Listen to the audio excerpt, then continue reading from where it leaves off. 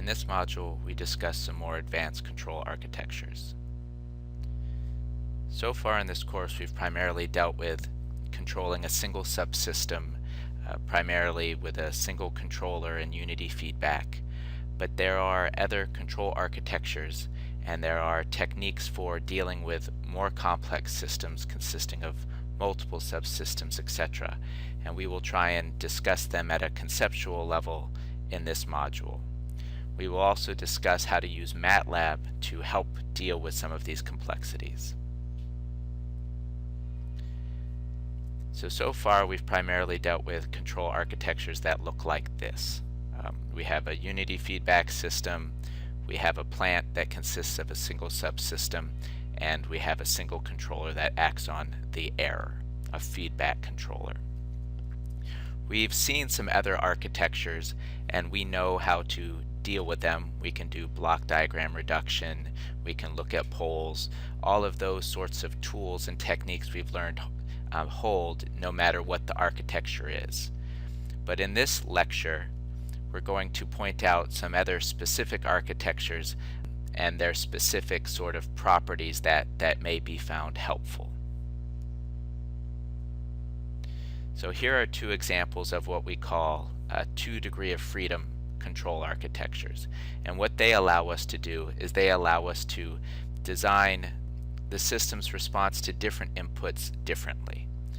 So previously, when we had analyzed a system of this sort of structure, we showed that the system's response to these different inputs, to the reference input, to the disturbance input, and to the noise input, they were all sort of constrained together, so that if we change the system dynamics in order to improve the system's response to one input, for example the disturbance, then it's going to have an effect on the system's response to the other inputs, and it could be an adverse effect.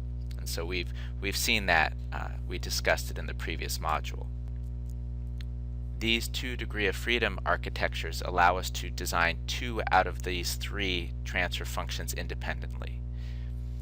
So perhaps we can design the system so that it responds better to a reference without adversely affecting the way that it reacts to noise, etc. And so we'll discuss a couple of these. So this architecture has a feedback element and a feed-forward element, and we've discussed it a little bit, and we'll discuss it in more detail here in this module. And this sort of architecture is something that can also be helpful. For example, some implementations of a PID controller puts the P and the I term in this forward controller and the derivative term in the feedback path. And the reason that is done is because it helps with the noise amplification properties of derivative control. So if we have an input that steps or that has noise on it, if we had a derivative in this forward path, we'd get a big spike. So if we had sort of a step input, the derivative would cause a large kick, because in essence this has a very large derivative. The derivative is undefined, but if we approximate it as a ramp with a very high slope, the derivative would give us a very large control output. Same thing if there's noise on this reference signal. The derivative action would amplify that noise. By putting the derivative control in the feedback path, it basically uses the plant as a filter. So most physical plants have some sort of inertia, either a mechanical inertia or some sort of inductance, electrical inertia, and that tends to help filter out this noise or these kicks. You can imagine if this is a first order system, instead of having a big step here, you would have a much smoother response. And so when the derivative acts on that, you don't get that kick, you don't get that noise amplification. And so here's one type of implementation of a feed-forward control. And so the idea is that by using feed-forward control, we can sort of correct for known disturbances or sort of anticipate disturbances. So for example, this here is an electric motor. And let's say that this motor is a drive motor for an electric vehicle. And let's say that it's driving an accessory off of the traction motor.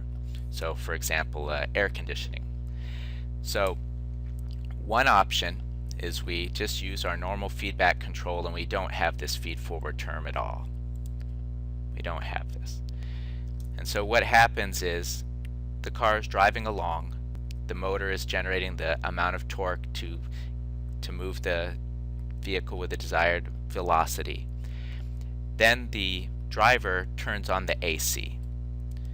And so he adds an extra load to the motor. So in addition to driving the vehicle, propelling the vehicle, it now also needs to drive an air conditioning compressor or whatever.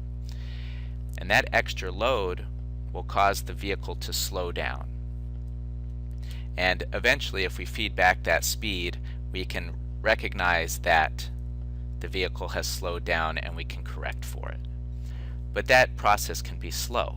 You know, we have to wait for this new torque to go through the dynamics of the plant. We have to wait for the feedback signal to come back and pass through the dynamics of the controller. So the system's ability to react to that additional load torque can be slow. And so what we can do is, as soon as that person presses that button, we know that they want to use the air conditioner. So let's not wait for the car to slow down. Let's go ahead and bump up the torque being generated by the motor immediately. So here we have an estimate of the load torque, an estimate of the torque needed by the air conditioner, and we have some feed-forward controller here that then adds extra sort of current request from the motor because torque is proportional to current. And so the way that we design this, and we've discussed this a little bit, is by model inversion. And that model can be static or dynamic. So the simplest version would simply make this equal to 1 over k. So if we know we need this much additional torque, then we can just back out how much additional current we need, because current is proportional to torque via the motor torque constant. And so this would be a static controller, very simple to implement. It would help performance. We can even do better than that,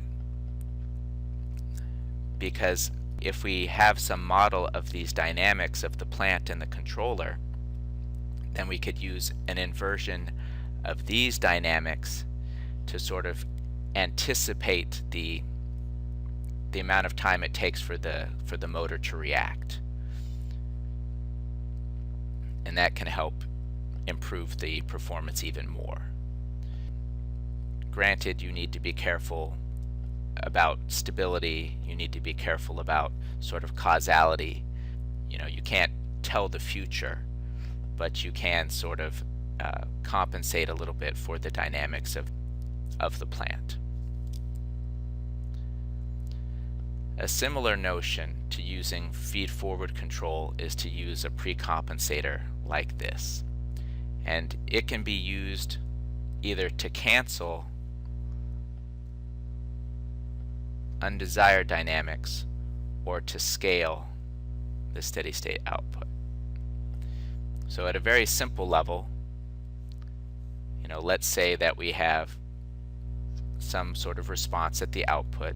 You know, we put in a desired reference, we get a response at the output, and let's say that it's wrong. You know, we have some steady-state error. We commanded 1, and in steady state we get an output of 2. And so one option would be to just put a scaling factor here to scale the system's response so that instead of having a steady state value of 2, we have a steady state value of 1 as we desire. So this is a static sort of PreCompensator. We can similarly have a dynamic PreCompensator. So for example, let's say this overshoot is due to a closed loop 0. So there's a 0 in the closed loop transfer function here for this loop, and it's causing us to have more overshoot than we desire. So one option is we could add a pole in this precompensator to cancel that 0, so that we reduce the effect of that 0 or eliminate its effect altogether. And so these are some very useful strategies, but the thing that we have to be careful about, so it can help speed response, it can help improve performance, but it's susceptible to errors in the model and disturbances. So when we chose this 1/2 here, when we chose the 1/2 here, we based it on the fact that our model told us that the steady state output would reach 2. If there was some error in the model so that the steady state value wasn't actually 2, but it was 1 or it was 0.5 or something, then this 1/2 would actually make the error worse. Similarly, if we had some sort of disturbance coming in, this precompensator would have no knowledge of the disturbance, and it would again scale the output incorrectly. If we add a pole to the precompensator to cancel a 0 in this part of the closed loop transfer function, if our model is incorrect, such that we don't actually know where that 0 is very precisely, we can add an undesirable pole that again further hurts the performance. If we try to do something like this pole 0 cancellation, we also need to be careful not to introduce an unstable pole. So if we had a non-minimum phase 0 and we tried to cancel it with an unstable pole, even if we knew where the 0 was exactly, so we got perfect cancellation such that in theory the output wouldn't blow up, we would still have internal stability problems. So if we had an unstable pole here, even though in theory the transfer function from R to Y would say we're okay, we could get a signal that's blowing up internal to the system. And in practice, that's a bad thing, because all of these sorts of components, all of these linear models, have some limits. Everything saturates eventually. Everything reaches some physical limit. And so if we have a signal internal to the system that's blowing up, chances are it's going to cause an amplifier to saturate. It's going to cause an actuator to reach its limit, and then the system will break. Then we won't get the cancellation, etc. Some more explanation as to why this sort of architecture is susceptible to errors is because the error that's used by the controller, so this is our signal that the controller acts on, is distorted by the precompensator.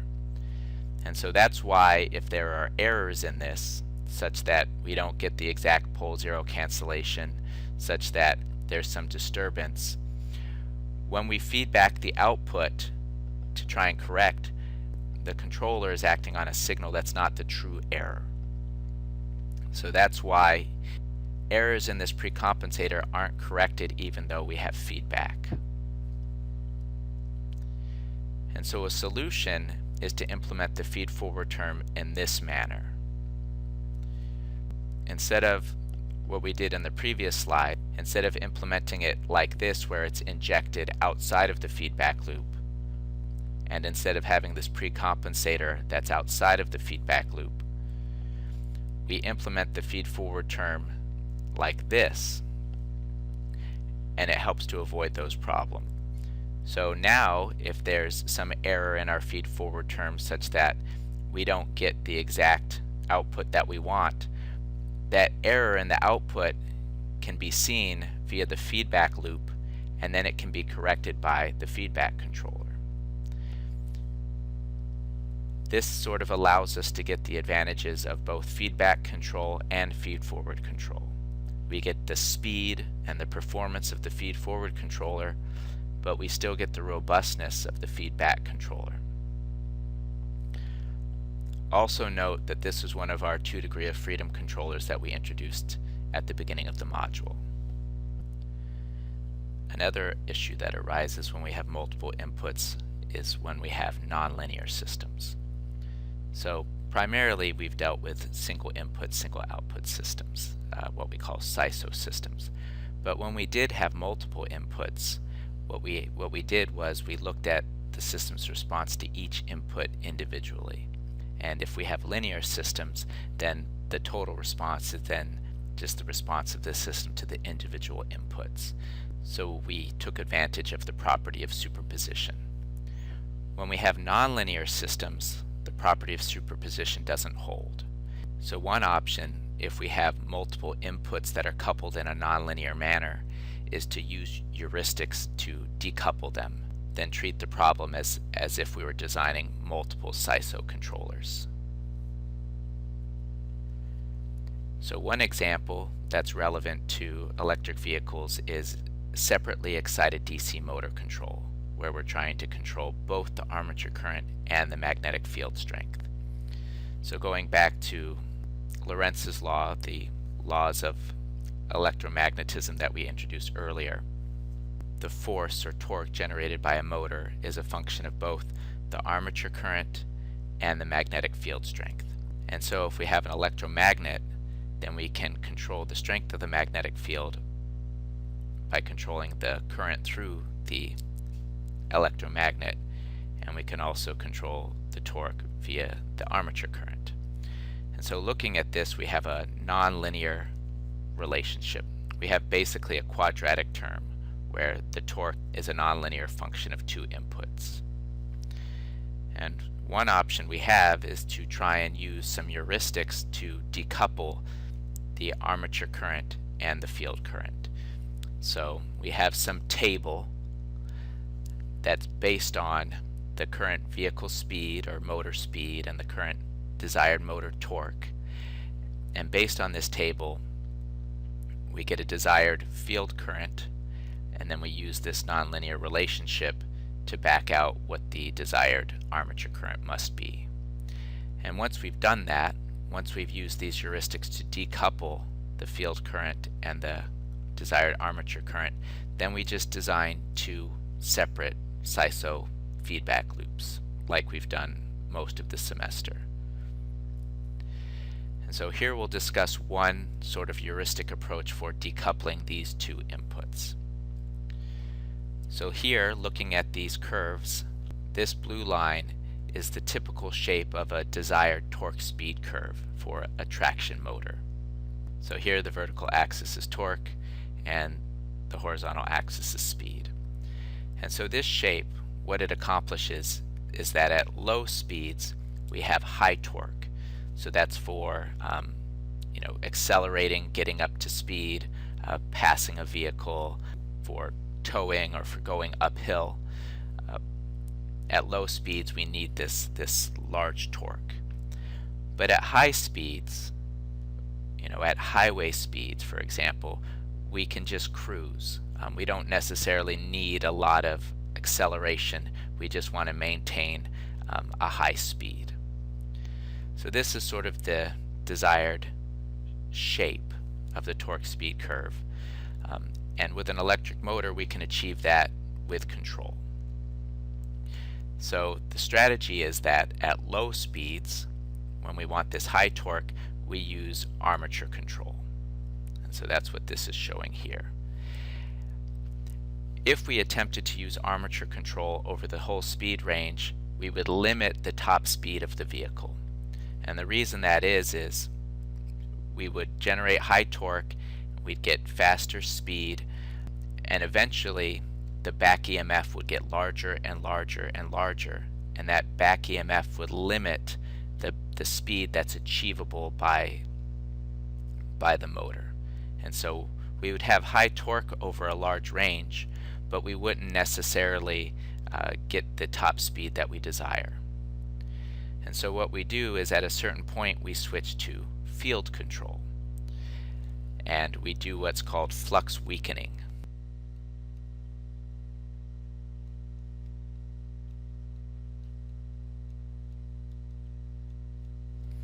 So by making the magnetic field weaker, by decreasing the field current, we decrease the back EMF, and we don't get as much torque, but it allows us to reach a higher speed.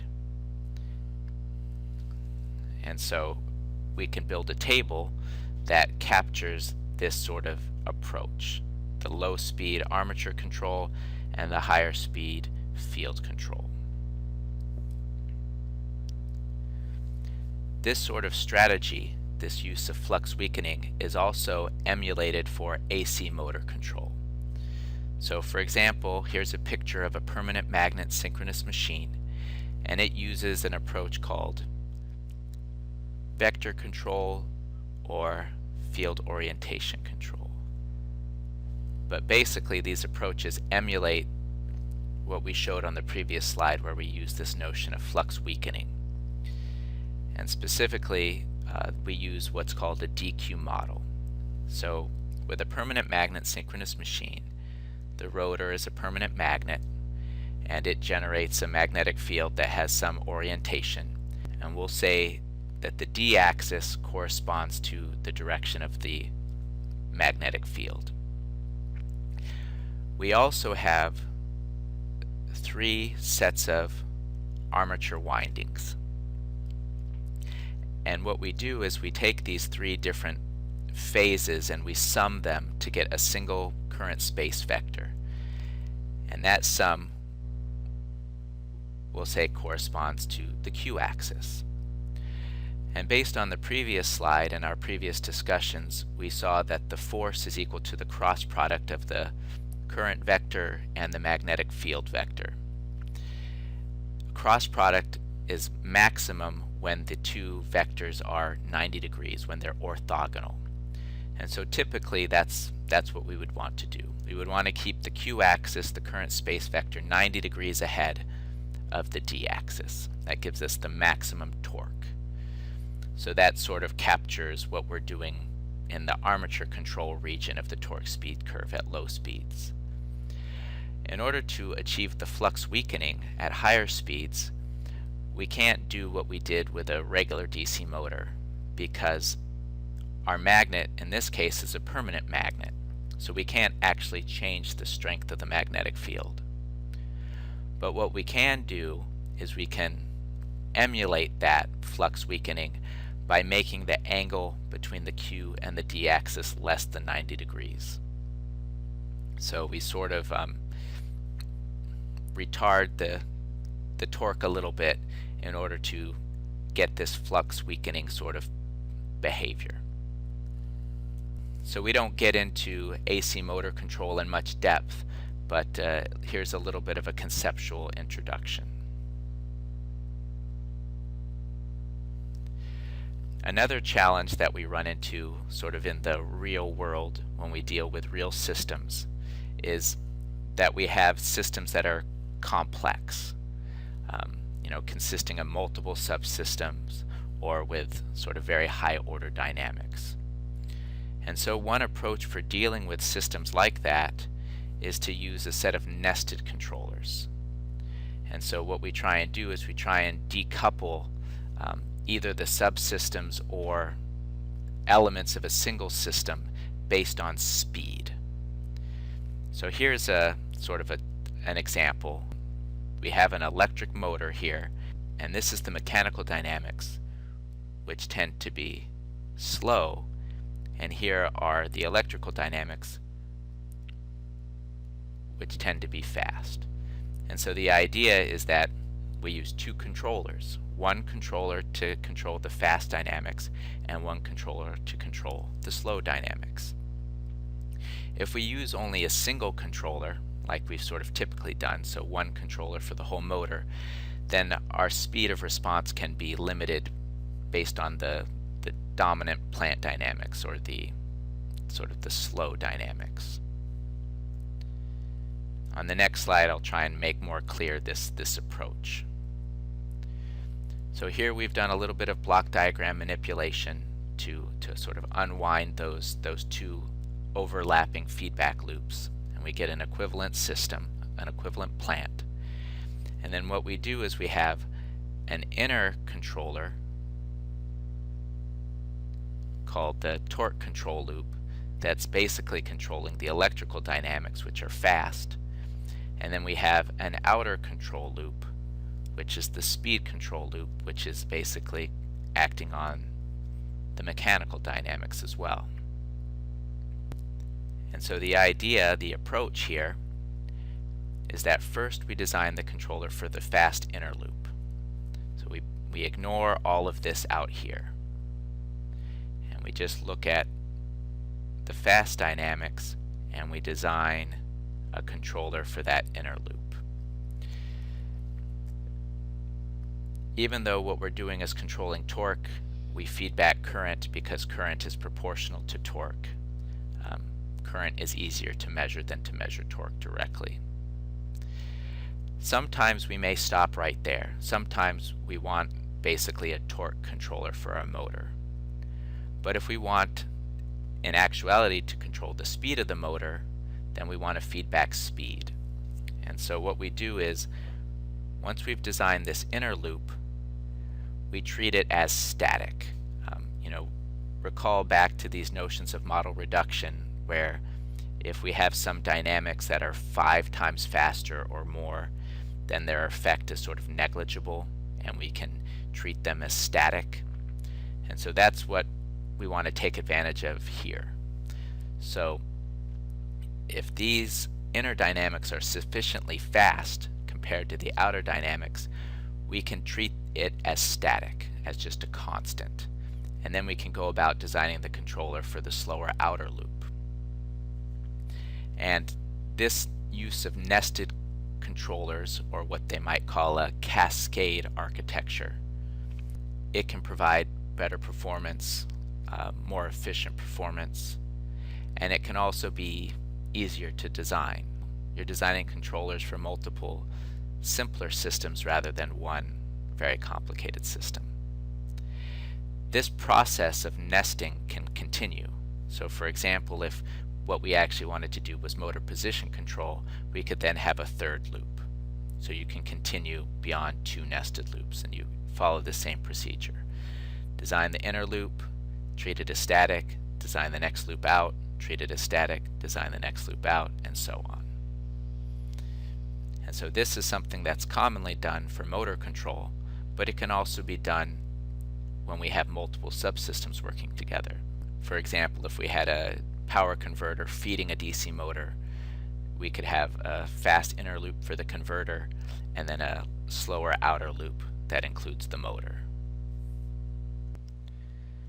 At this point, we'll now go through an example of how to design a cascaded controller, or a controller with these nested loops.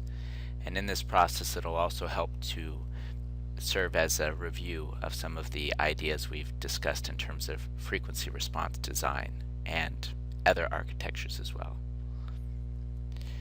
This example specifically comes from the book by Ned Mohan on electric drives. So it's an example of designing a controller for an electric motor. And so the first step is to design the fast inner loop, the current loop, or the torque loop. And so looking at this, we have this negative feedback loop here, and we can use forward over 1 plus loop. And if we do that, this reduces down to JS plus B divided by the quantity, JS plus B times the quantity, RA plus SLA plus KBK. So this, in essence, this plant part, the electrical dynamics of the motor, has 2 poles and 1 zero. And we're going to employ a PI controller for different reasons, perhaps for steady state error. But if we get a common denominator, we can rewrite this as Kp times S plus Ki divided by S. And so we can see that this controller adds a 0 and it adds a pole at the origin. And specifically, if I factor out that Kp, the 0 is located at negative Ki divided by Kp. So the approach we're going to take is we're going to place the 0 of the controller to cancel the slow pole of the plant. Here we'll have 2 poles, and if we plugged in some representative numbers, we'll get one pole that is fast and one pole that is slow. So we want to cancel the slow pole in order to increase the speed of the system as a whole. So that's one thing we're going to do. And try and think about what might be the disadvantage of that, or what we might need to worry about in doing this intentional pole 0 cancellation.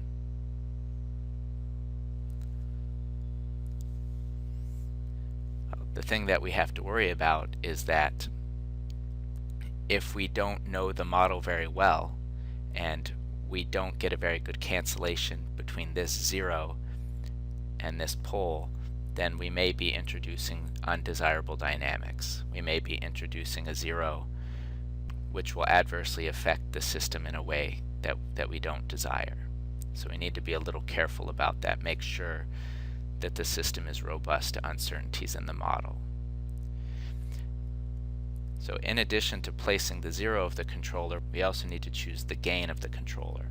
And what we're going to do is we're going to choose the gain to achieve a gain crossover frequency that's a decade or 2 below the power electronic switching frequency. So this DC motor, it's ultimately being fed a voltage, an armature voltage, and that voltage is coming from some DC to DC converter.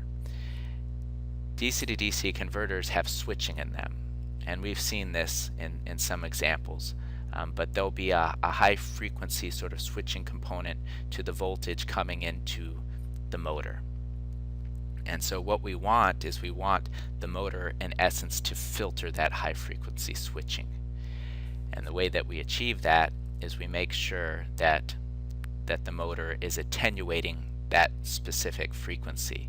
We make sure that the gain crossover frequency of the motor is below the switching frequency of the power electronics. And we'll point this out using Bode plots in a second. This is a similar notion to how to choose a pulse width modulation frequency when controlling a motor in order to get smooth response of the motor even with this sort of on-off control or on-off application of the voltage input. So let's say that these are some representative motor parameters. Here is our PI controller with our pole at the origin, our 0, and our gain. And then here is our motor plant that's been reduced down into a single transfer function. And you can see that in the numerator we have a 0 at 0, and that's because we've modeled the friction, the viscous friction, as being negligible. So if we look at this, that S will cancel the integrator from the controller, and then we want to cancel the slow pole. So we want to place the 0 of our controller to cancel the slow pole of the plant. So thinking back to what we know, where should we place Z in order to achieve that? So the slowest pole is the pole closest to the imaginary axis that has the smallest sigma. In that case, it's the pole at minus 36.3. So we'll choose Z to equal 36.3 such that that pole will cancel the 0 of the plant. And the resulting open loop transfer function then has this form. So this is the open loop transfer function with the controller gain equal to 1. And this is the corresponding Bode plot frequency response of the open loop. And recall that we like to use the open loop Bode plot for design because it's more straightforward.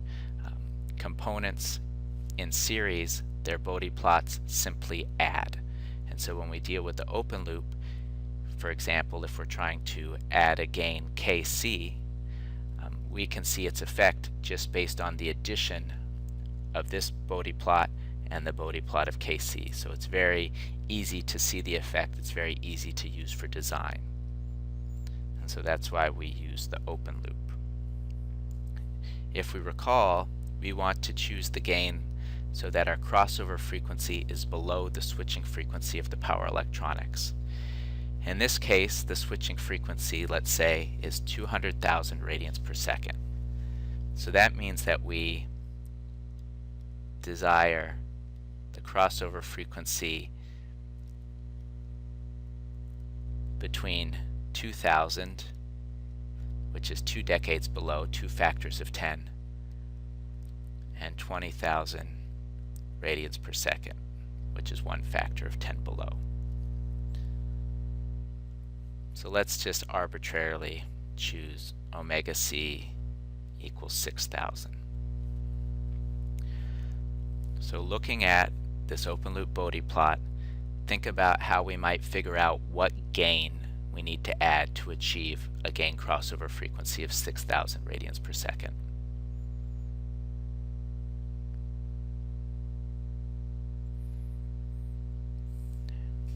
Okay, so here is 1,000. So this is 2,000, 3,000, 4,000, 5,000, 6,000. So at that frequency, our open loop transfer function has a magnitude of minus 30 dBs per decade. And so what we want to achieve, a gain crossover frequency, occurs at 0 dBs. So if we want this to be omega c, we need to move it up 30 decibels so that this is where the Bode plot crosses 0 dBs. Therefore, we need our Kc to equal 30 decibels once we transform it into the decibel scale. Then we can do a little algebra to solve for Kc. So first we have this 20, so we can divide the 30 by 20. And then we have a logarithm of base 10. In order to eliminate that, we need to take the inverse operation of a logarithm, which is an exponential. So we need to raise both sides to the power 10. 10 to the 1.5 power is approximately 31.6. And we can sort of visualize that. So that's just sort of algebra, but we can visualize that because the Bode plot of a simple gain, its magnitude is constant over all frequencies. So in this case, the magnitude plot of Kc will just be 30 decibels. And the phase plot, since Kc is positive, the phase plot of that gain is just 0. So when we add this gain to our open loop transfer function, the phase plot will remain unchanged and the magnitude plot will all be shifted up 30 decibels across all frequencies.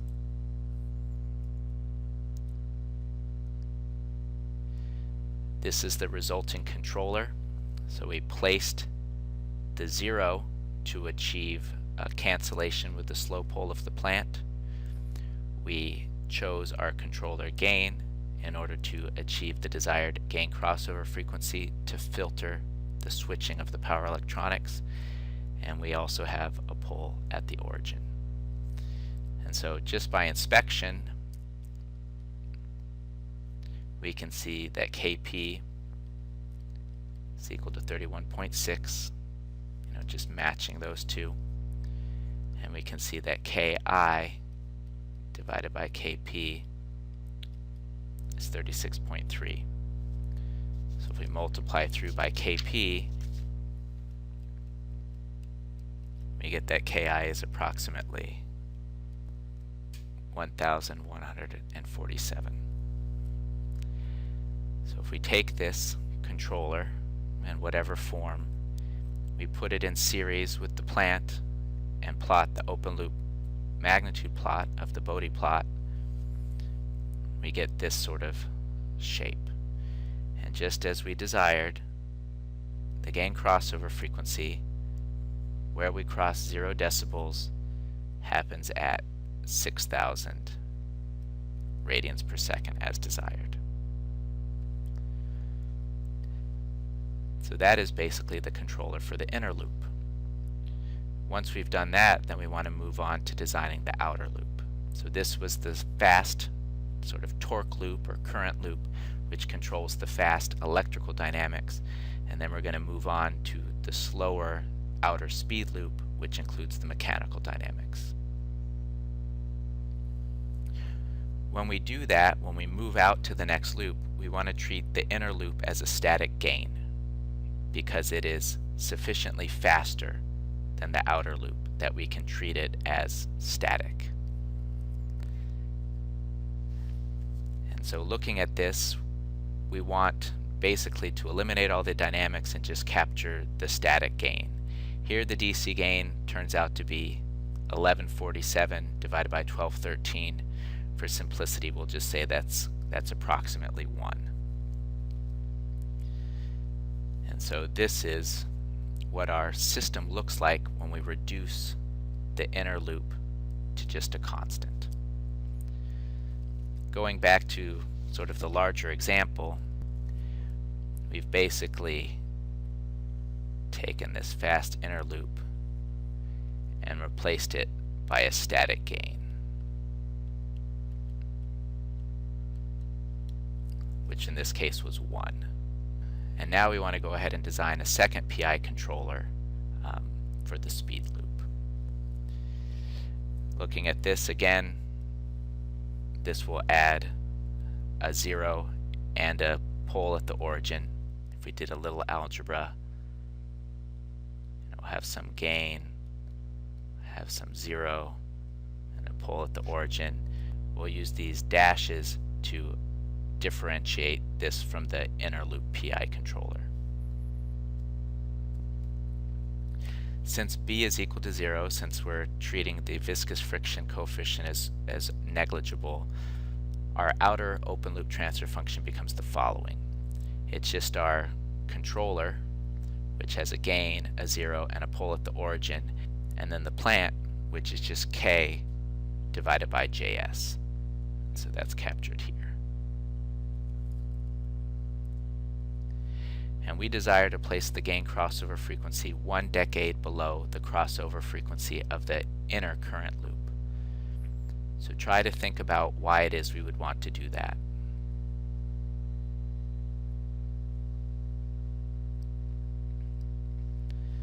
So basically in this process, we're currently treating the inner loop as if it was a static gain. We're making the assumption that it's sufficiently fast compared to the other dynamics that the dynamics effect are negligible. We can treat it as static. And so in order for that assumption to be true, we need to make sure that the outer loop is slower than the inner loop. Previously we had used a rule of thumb of about 5 times. Here we'll go ahead and use a rule of thumb of 10, 1 decade, where crossover frequency is an indication of speed of response. So if the crossover frequencies are decade apart, that gives us a sense that their speeds are decoupled.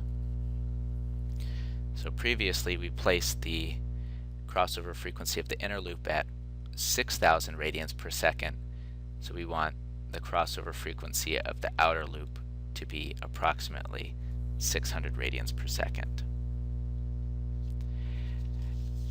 Furthermore, we want to achieve a reasonable amount of phase margin, we'll say approximately 60 degrees.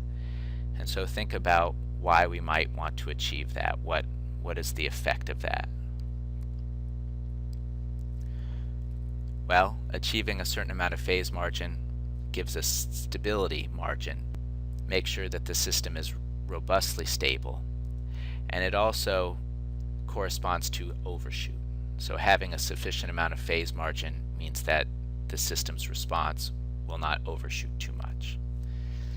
And the way that we're going to achieve these two goals, crossover frequency to achieve the desired speed as fast as possible while still maintaining this assumption of decoupling between the loops, and then a certain phase margin to achieve the desired robustness and overshoot. We'll achieve this using the SISO Design tool in MATLAB. This tool is a very powerful way to design controllers basically graphically, or to tune controllers graphically using either a Bode plot or a root locus or both. And so before we open that up, let's go ahead and just review what our system looks like at this point. So we have a negative feedback system. We have a controller that's a PI controller. So we have some gain, we add some zero, we add a pole at the origin, and then we have a plant, which, since we're treating viscous friction as negligible, is basically just an integrator.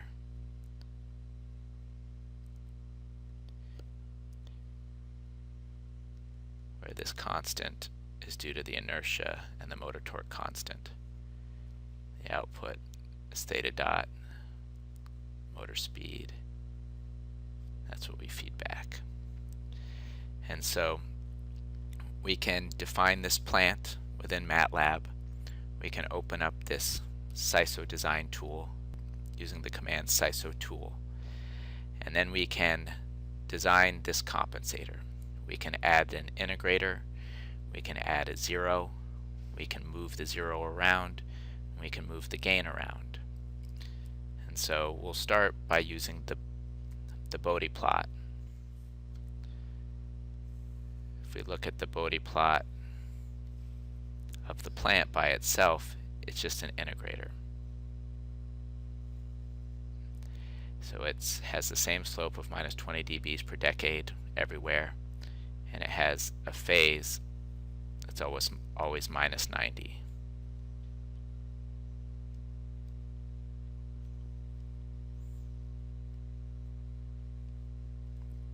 And this constant just shifts us up in this case. And then we're going to add in a Bode plot for a PI compensator. And so this has an integrator as well, and a gain. So it'll have some integrator, and then at some point the zero comes in, and so the integrator gives us a slope of negative 20 dBs per decade. After the break, the zero gives us a slope of plus 20 dBs per decade, so they cancel out, and so the magnitude plot will flatten. And with a phase plot, the integrator will start us off at minus 90, and then we'll slope up to zero with the addition of the 90 degrees from the zero. So this is the plant, this is the controller, this is the plant, this is the controller, and the result is the two added together. So initially we'll be quite steep, so we'll have a slope of minus 40 dBs per decade, where minus 20 comes from the controller and the plant, and then at higher frequencies the slope will reduce to only minus 20 dBs per decade. With the phase, we'll start off at minus 180, we get minus 90 from both the controller and the plant, and then we'll transition up to negative 90. This form of our compensator is called zero pole gain form. So when we open up the SISO Design tool, it's not going to assume a controller of this form. It's instead going to use a time constant form.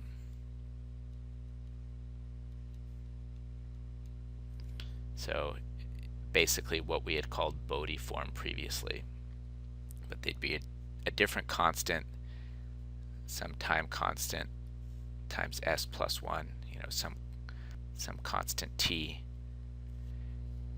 and either we can work directly in this form, or we can change it into that form if we're more comfortable with it, and I'll explain that when we open the tool.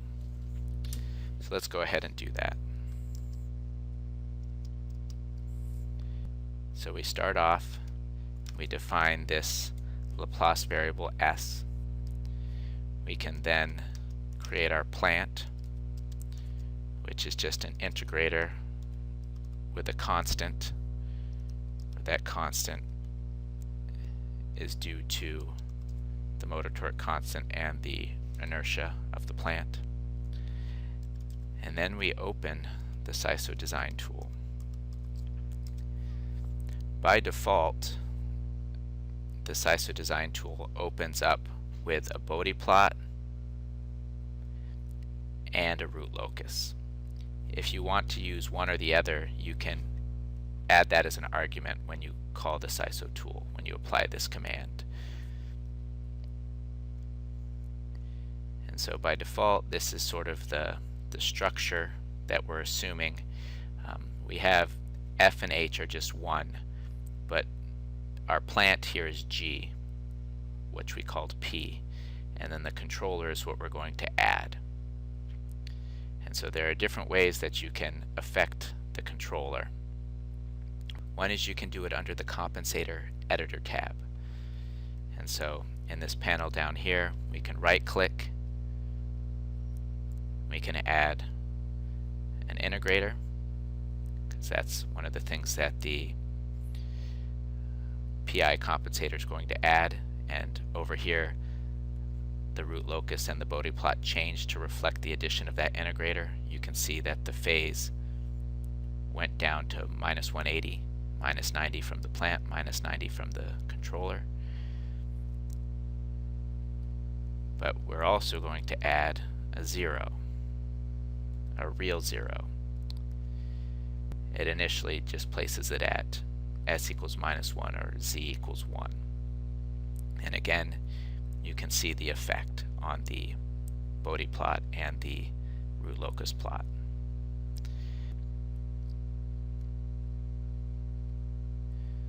So here you can see that we have a crossover frequency close to what we want, close to 600 degrees. We have a phase margin that's much greater than what we need at 60 degrees. But if we wanted to just get a minimum of 60 degrees of phase margin and a crossover frequency of 600, we can just change the gain. We can change the gain in order to achieve that. So changing the gain will shift the magnitude plot up or down. It won't change the phase plot, but by moving the magnitude plot up or down, that changes where we cross 0 decibels. So in this case, we would want to move the crossover frequency to the left. In order to move the crossover frequency to the left, we need to bring the magnitude plot down.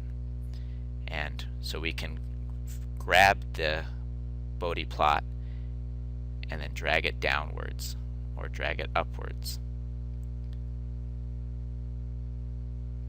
Okay, until we get around 600 radians per second. Over here in the root locus, it's a little hard to see because the scaling is a little off. But if we click on the properties,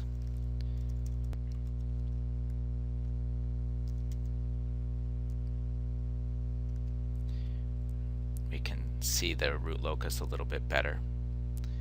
And as we move the gain, we see the effect on the Bode plot.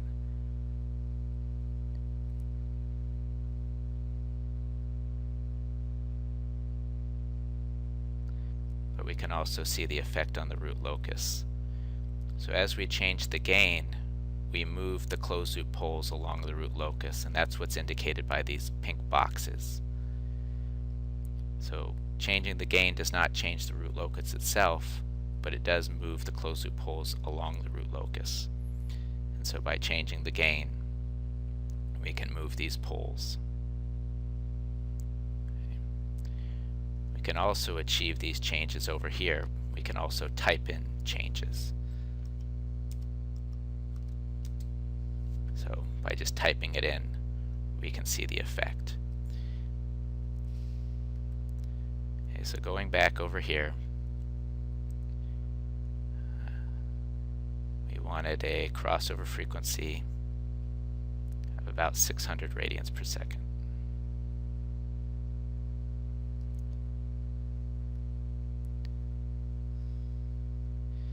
And since the phase margin is greater than 60 degrees, maybe we're happy and we're done. But it's often the case, in order to suppress the overshoot, which corresponds to having such a large phase margin, it can take more control effort. So we may not desire to have such a large phase margin. We might want to have the phase margin closer to 60 degrees because that will allow us to meet our requirements without as much control effort. And so in order to do that, we can move the zero. And moving the zero will essentially move the break frequency of the pole. So if I move the break frequency out, you can also see the effect on the root locus. So as I change the zero location, you can see that the the size of the circle of the root locus changes.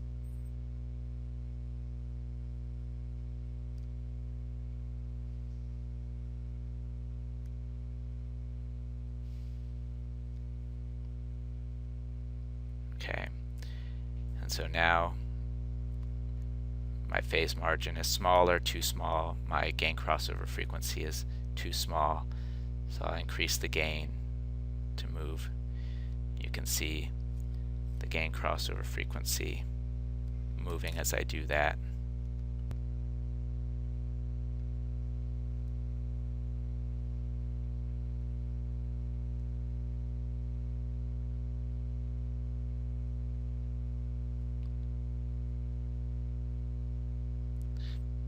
So there I'm quite close to a crossover frequency of 600 radians per second and pretty close to a phase margin of 60 degrees. And you can play around with that. You can play around with moving the pole and moving the gain. And you can do that either with the root locus or the Bode plot. If we come back over here to the compensator editor tab, you can see that the controller is in this time constant form that I mentioned. If we wanted to change it into the zero pole gain form, we go up here to the editor tab of the menu, click on SISO tool preferences, and then under options, instead of being in time constant form, DC gain times 1 plus time constant times S, we can put it in zero pole gain form. And then we get a different gain and the same zero, but just with that T factored out, basically. Another useful thing of the SISO Design tool, especially when we have sort of non-canonical systems like we do here, where we have a zero, so we can't rely solely on the location of the closed loop poles, and we don't have an exact relationship between the frequency response parameters and the corresponding time response. But what we can do is we can go up here to this analysis tab, look at the response to a step command, and then in real time, as we change our controller, as we change the gain or we change the zero location, we can see the effect on the step response. So let's come back over here. If we raise the gain, so if I take the magnitude plot and pull it upwards, then that will cause the gain crossover frequency to move to the right. A larger gain crossover frequency means that will be faster, and moving the gain crossover frequency to the right also means that we'll have more phase margin, which corresponds to smaller overshoot. And so those are both generally desirable, but the drawback is that in general it would take more control effort. So this blue line is the response at the output to the step reference, and the green line is the required control effort. Furthermore, as I pull this upward so I can see how the time response will be affected by looking at the Bode plot, but I can also see the effect here. So as I increase the gain, these pink boxes will move down, corresponding to larger k moving us along the root locus. So by doing that, beta gets smaller, which indicates more damping, so that also indicates that the overshoot will go down. And we also see that we move to the left, which corresponds to larger sigma, which corresponds to reduced settling time. So if I click on the Bode magnitude plot, I lift it up, we see the boxes move, the poles move as we predicted. The crossover frequency moves out, so we're faster. The phase margin increases, so the overshoot comes down. And that was the effect we expected on the step response. But then we also see the effect on the green line, the control effort. It got much larger. So that's sort of the trade-off. And this tool is very nice. You don't have to do a lot of calculation. You can just use sort of your qualitative understanding of these tools, and it works very well for non-canonical systems. So you can see the exact effect even when these sort of relations we've derived don't hold exactly. And one last thing to show you, we can also add design requirements to the root locus and other plots as well. But if we right click, we get design requirements, we can add a new requirement. Let's say we want a requirement on settling time. The settling time needs to be less than, say, 0.3 seconds. That's going to correspond to a requirement on sigma. So here it is. If I zoom in a little bit,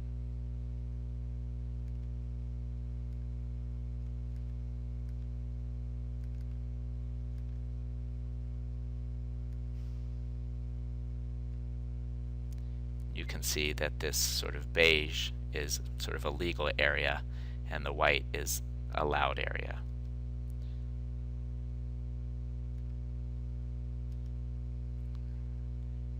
I can also add a design requirement on overshoot. Say the percent overshoot needs to be less than 10%. And so now we get this requirement on beta. And so again, you can see sort of the allowed region. Okay. So going back to our PowerPoint presentation, that brings us to the conclusion of Module 23. In this module, we discussed some more advanced control architectures. In particular, we discussed using a feed-forward architecture in order to speed up the response of the system. We also talked about precompensation and how to combine the feed-forward term with a feedback controller in order to get both goals of speed and performance as well as robustness. We also talked about another type of 2 degree of freedom architecture, which could be used to place the derivative control in the feedback path to reduce sort of derivative kick and noise amplification. We discussed addressing multiple inputs, again with the 2 degree of freedom sort of architecture. And when we had nonlinear systems, we talked about how to heuristically decouple two inputs that are coupled nonlinearly. We did that with a motor control example. And then we discussed how to address complex systems or multiple subsystems by designing controllers that are decoupled based on speed. So designing a fast inner loop followed by the design of a slower outer loop. We also introduced the SISO Design tool in MATLAB, which is a very powerful and useful tool for controller design. If you'd like to see more examples about how to use the SISO Design tool, you can use the MATLAB help. You can look at the MathWorks website, and you can look at this following tutorial site, which we've referenced earlier in the course.